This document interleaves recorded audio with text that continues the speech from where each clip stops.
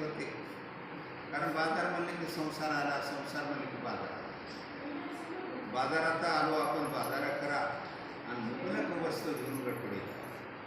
आता काय गडबड व्हायचं या जीवनामध्ये हे आपण ठेवायचं, कारण तुम्ही एक संसारामध्ये मोहमायेच्या बाजारात आले.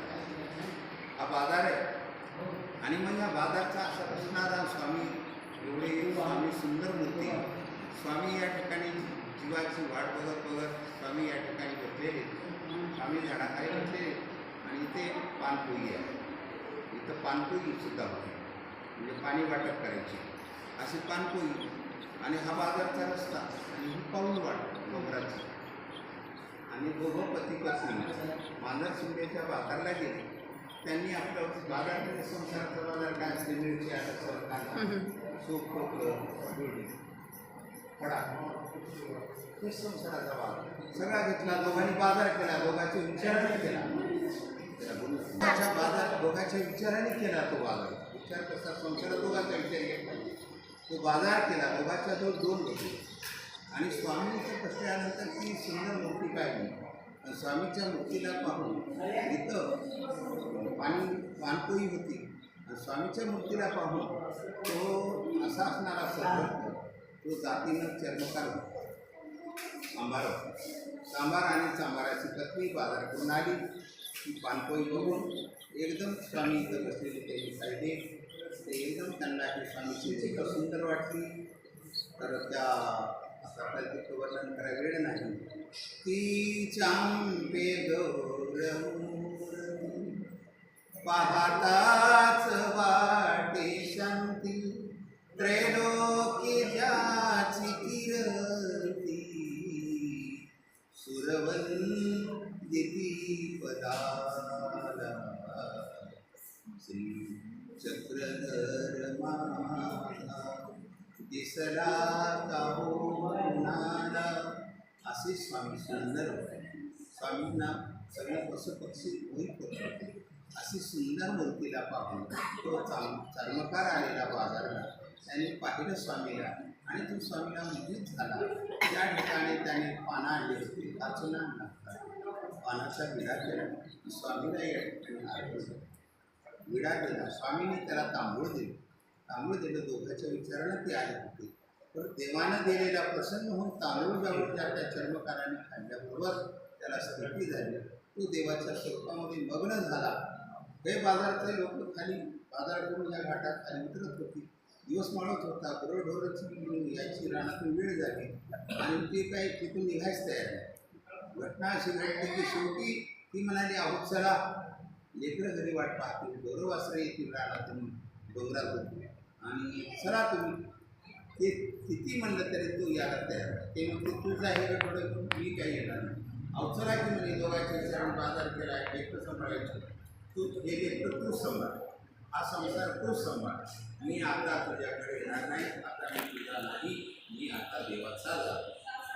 हा त्याने स्वामीला पाहिल्यावर तो देवाचा होता. आता काय करावं, तिनं शेवटी देवाकडे शिकायचं आहे.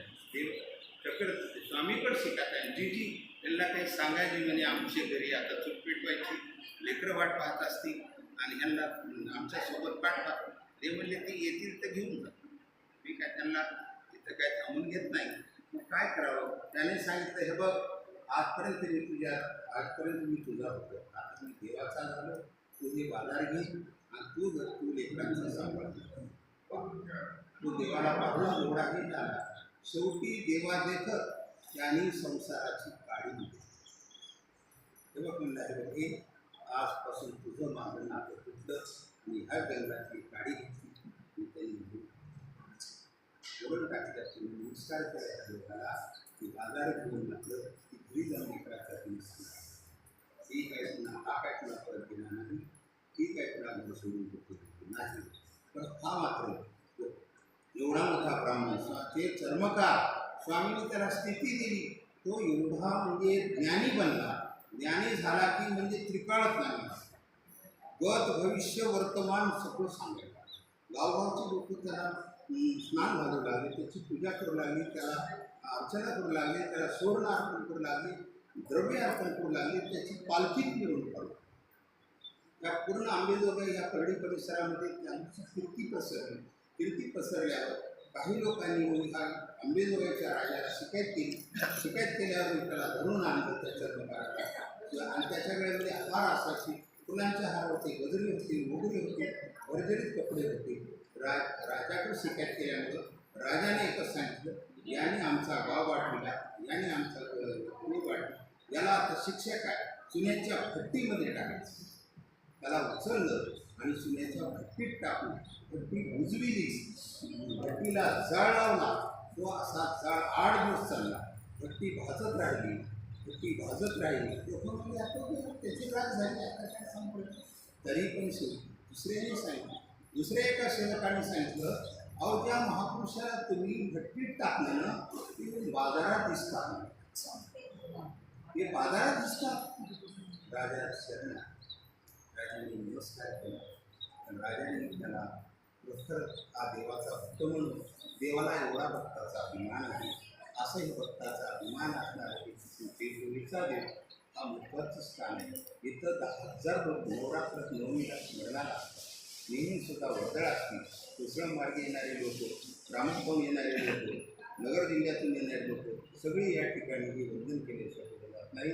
सगळ्यांचं दुःख निवारण करणारा, त्रयतापातून नाश करणारा, सर्वांना सुद्धा आनंद देणारे असे हे कोहीचे बाबा, कोहीचे बाबा. अशा प्रकारचे आज आपण भक्ती वेगामध्ये या ठिकाणी आलो आणि हे आपल्याला स्थानवंदन झालं. आणि हा परमेश्वर आनंदाचा तुम्हा सर्वांचं रक्षण करू एवढी